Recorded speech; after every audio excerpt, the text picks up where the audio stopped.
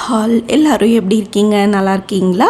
இன்றைக்கி இந்த வீடியோவில் என்ன பார்க்க போகிறோன்னா second week weight loss update video plus ஒரு குக்கிங் vlog தான் இந்த வீடியோவில் பார்க்க போகிறோம். ஸோ செகண்ட் வீக் என்னோடய வெயிட் பார்த்திங்கன்னா 68.15 இருக்குது. Compare to last week 1/2 kg increase ஆகிருக்கு. அதுவும் இல்லாமல் வெயிட் குறையும் இல்லை. வெயிட் ஃப்ளக்சுவேஷன் இந்த மாதிரி ஆகிட்டு தான் இருக்கும். இருந்தாலும் நம்ம கன்சிஸ்டண்ட்டாக ஃபாலோ பண்ணிகிட்டே இருப்போம். ஸோ இந்த வீக் நான் வாக்கிங் பண்ணிட்டு தான் இருந்தேன். ஆனால் ஒர்க் அவுட்டில் அவ்வளோ கான்சன்ட்ரேட்டடாக இல்லை. அதுவும் இல்லாமல் வெளியே போகும்போது ஸ்வீட் கொஞ்சம் அதிகமாகவே சாப்பிட்டுட்டேன். அதனால தான் இந்த வீக் வெயிட் ரெடியூஸும் ஆகலை. ஒரு 1/2 kg இன்க்ரீஸ் ஆகிருக்கு. இருந்தாலும் நம்ம மிஸ்டேக்கை கரெக்ட் பண்ணிக்கலாம். நெக்ஸ்ட் வீக் என்னால் வெயிட் லாஸ் வீடியோ அப்லோட் பண்ண முடியுமான்னு தெரியல, ஊருக்கு போகிறனால. ஏன்னா லக்கேஜே இங்கேருந்து அதிகமாக எடுத்துகிட்டு போவோம். ஸோ அந்த டைமில் வெயிட் மிஷின்லாம் எடுத்துகிட்டு போனால் உடஞ்சிரும்னு பயம். இருந்தாலும் அதுக்கு அடுத்த வீக் வெயிட் லாஸ் வீடியோ உங்களுக்கு அப்லோட் பண்ணுறேன். ஸோ அன்றைக்கி ஒரு ஈவினிங் 4:30க்கு மேலே தான் நான் குக்கிங் vlog எடுக்க ஆரம்பித்தேன். அன்றைக்கி என்ன செஞ்சேன் அப்படின்னா, காளான் வாங்கிட்டு வந்தேன் மார்க்கெட்லேருந்து. ஸோ அது காளான் சூப் ப்ளஸ் காளான் கிரேவி சப்பாத்திக்கு செய்யலாம் அப்படின்ட்டு மாவு ஃபஸ்ட்டு பிசைஞ்சு வச்சுட்டேன். காளான் எடுத்து நல்லா வாஷ் பண்ணிக்கிட்டேன். காளானில் கொஞ்சம் நிறையவே அழுக்கு மண் அதெல்லாம் இருக்கும். அதனால் ஒரு 3 to 4 times நல்லா வாஷ் பண்ணிவிட்டு நல்லா கட் பண்ண ஆரம்பித்தேன். ஸோ உங்களுக்கு எந்த ஷேப்பில் வேணுமோ அந்த மாதிரி நீங்கள் கட் பண்ணிக்கோங்க. நான் காளான் இந்த மாதிரி ஃபுல்லாக கட் பண்ணிவிட்டு சூப்புக்காக கொஞ்சமாக கேப்சிகம் குடமிளகா எடுத்துக்கிறேன். கேப்சிகம் உங்களுக்கு ஆப்ஷனல் தான். உங்களுக்கு பிடிச்சா போட்டுக்கோங்க, இல்லைன்னா வெறும் காளான் மட்டும் நீங்கள் அதில் ஆட் பண்ணிக்கோங்க. எனக்கு இந்த கேப்சிகம் கொஞ்சம் ஃபுல்ஃபில்லிங்காக இருக்குன்றதுக்காக நான் மேக்ஸிமம் டயட் ரெசிபி எல்லாத்துலேயும் நான் கேப்சிகம் கொஞ்சம் கொஞ்சம் ஆட் பண்ணிப்பேன். ஸோ கேப்சிகம் நல்லா கட் பண்ணி எடுத்துக்கிட்டேன். நான் இன்றைக்கி எனக்கு மட்டும்தான் சூப் செய்ய போகிறேன். நீங்கள் 2-3 பேருக்கு செய்கிற மாதிரி இருந்தால் அதுக்கேற்ற மாதிரி நீங்கள் வெங்காயம் கேப்சிகம் அதெல்லாமே கட் பண்ணிக்கோங்க. சூப் செய்கிறதுக்கு முன்னாடி நம்ம ஒரு மசாலா அரைச்சி எடுத்துக்க போகிறோம். ஸோ அதுக்கு ஒரு மிக்ஸி ஜாரில் கொஞ்சமாக காளான் ஆட் பண்ணிக்க போகிறோம் ஃப்ளேவருக்காக. காரத்துக்காக பச்சை மிளகா 1 ஆட் பண்ணிக்கலாம். கொஞ்சமாக வெங்காயம் ஆட் பண்ணிக்கலாம். ஒரு 1/4 டேபிள்ஸ்பூன் இஞ்சி பூண்டு பேஸ்ட் அதில் ஆட் பண்ணிக்க போகிறோம். ஸோ மசாலா எல்லாமே நீங்கள் செய்யும் போதும் போட்டுக்கலாம். கரம் மசாலா பெப்பர் அதெல்லாமே. ஸோ நான் அரைக்கும் போதே சேர்த்து அரைச்சிடுவேன். ஸோ எப்போயுமே மஷ்ரூம்க்கு நம்ம பெப்பர் தூக்கலாக போட்டால் தான் நல்லாயிருக்கும். ஸோ அதனால் மிளகு போட்டுக்கிறேன், கொஞ்சம் அதிகமாகவே போட்டுக்கிறேன். ப்ளஸ் கரம் மசாலா நான் ஆட் பண்ண மாட்டேன். அதனால் கொஞ்சமாக சோம்பு, ஒரு பட்டை, ஒரு லவங்கம் இதில் ஆட் பண்ணிக்க போகிறோம். ஸோ சோம்பு ஒரு 1/4 டேபிள்ஸ்பூன், ஒரு பட்டை, ஒரு லவங்கம் இதை மட்டும் ஆட் பண்ணி நல்லா தண்ணி ஊற்றி ஒரு கொரன்னிட்டு பேஸ்ட்டாக அரைச்சி நம்ம எடுத்துக்க போகிறோம்.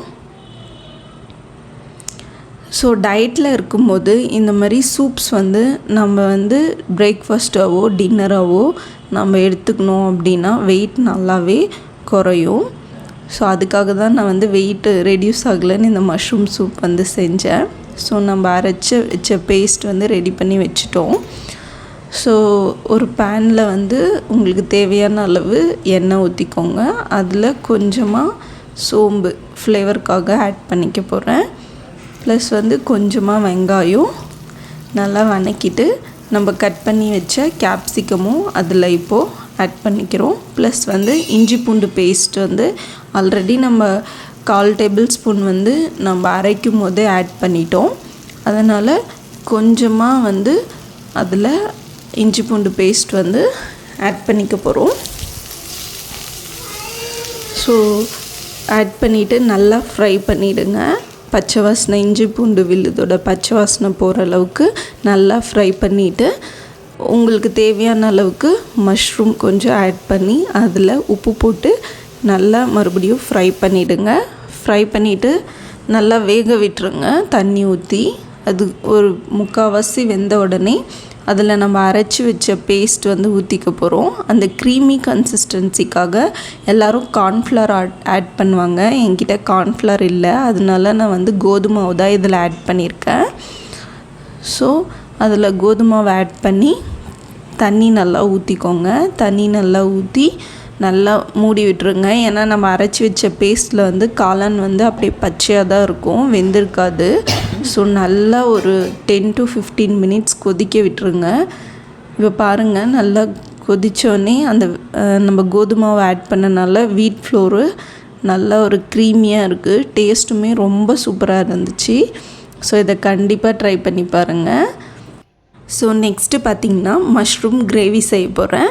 ஸோ அதுக்கு ஒரு மிக்ஸி ஜாரில் ஒரு மீடியம் சைஸ் தக்காளி வந்து கட் பண்ணிவிட்டு கொஞ்சமாக தேங்காய் எடுத்துக்க போகிறோம். ஸோ இதுலேயுமே நான் கரம் மசாலா ஆட் பண்ண போகிறதில்ல. ஸோ அதுக்கு தேவையான மசாலாலாம் நான் இதில் ஆட் பண்ணிக்க போகிறேன்.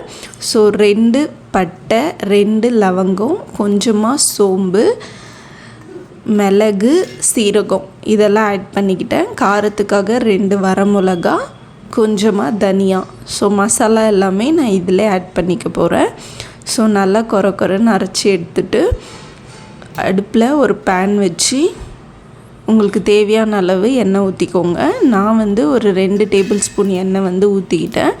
அதில் கொஞ்சமாக சோம்பு, ஒரு பட்டை, லவங்கம், ஒரு ஏலக்காய், ஒரு பிரிஞ்சி இலை ஆட் பண்ணிக்கிட்டேன்.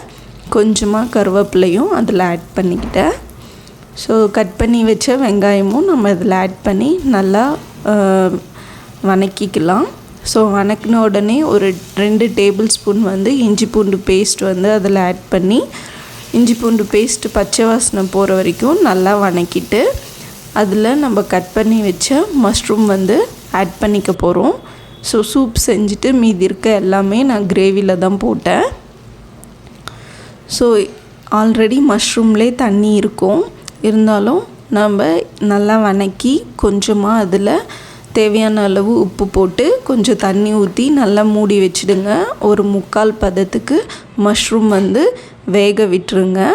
ஸோ இப்போ மஷ்ரூம் வந்து நல்லாவே வெந்துருச்சு. இந்த ஸ்டேஜில் நம்ம அரைச்சி வச்ச மசாலா வந்து ஆட் பண்ணிக்க போகிறோம். ஸோ நான் மறுபடியும் சொல்கிறேன், வேறு எந்த மசாலாவும் ஆட் பண்ணலை. ஸோ இப்போ நம்ம போட்ட கிரேவிக்கு தேவையான அளவு உப்பு வந்து அதில் ஆட் பண்ணிக்க போகிறோம். நல்லா கொதிக்க விடுங்க. நல்லா கொதிக்க விட்டு பச்சை வாசனை போன உடனே ஒரு நான்வெஜ் டேஸ்ட் இருக்கணுன்றதுக்காக கொஞ்சமாக சிக்கன் மசாலா அதில் ஆட் பண்ணிவிட்டு நல்லா கொதிக்க விட்டுட்டேன். ஸோ நம்ம தக்காளியெல்லாம் பச்சையாக போட்டனால ஒரு 15 minutes வந்து குழம்பு நல்லா கொதிக்க விடுங்க. நல்லா கொதிக்க விட்டு பச்சை வாசனை போன உடனே கொத்தமல்லி போட்டு நல்லா மூடி வச்சுடுங்க. ஸோ இப்போ பாருங்கள், எண்ணெய் பிரிஞ்சு நல்லா கொதித்து குழம்பு வந்து ரெடி ஆகிடுச்சி. ஸோ குழம்பெல்லாம் செஞ்சு வச்சுட்டு நான் அன்றைக்கி வாக்கிங் போக ஸ்டார்ட் பண்ணிட்டேன். நான் 5:30க்கே டின்னருக்கான குழம்பு வந்து ரெடி பண்ணி வச்சுட்டு வாக்கிங் பண்ண ஸ்டார்ட் பண்ணிட்டேன். வாக்கிங் வந்து ஒரு 30 minutes முடிச்சுட்டு மறுபடியும் வந்து டின்னருக்காக ப்ரிப்பேர் பண்ண ஆரம்பிச்சிட்டேன். ஏன்னா டின்னர் டைம் வந்து 7:30 to 8 அப்படின்றனால மேக்ஸிமம் ஒரு 7 o'clock ஸ்டார்ட் பண்ணால் தான் 8 o'clock சாப்பிட முடியும்.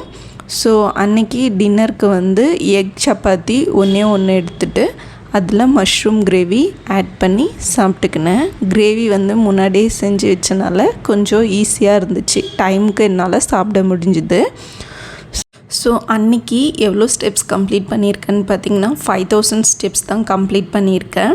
இதெல்லாம் பத்தாது, டெய்லி வந்து 10,000 ஸ்டெப்ஸ் கம்ப்ளீட் பண்ணால் தான் வெயிட் லாஸ் நடக்கும். இருந்தாலும் நம்மளால் முடிஞ்ச அளவுக்கு எஃபர்ட் போட்டு டெய்லியும் கம்ப்ளீட் பண்ண ட்ரை பண்ணுவோம். இந்த வீடியோ உங்களுக்கு பிடிச்சிருக்குன்னு நான் நம்புகிறேன். பிடிச்சிருந்தா லைக் பண்ணுங்கள். இதே மாதிரி நெக்ஸ்ட் வீடியோவில் பார்க்கலாம். Bye friends.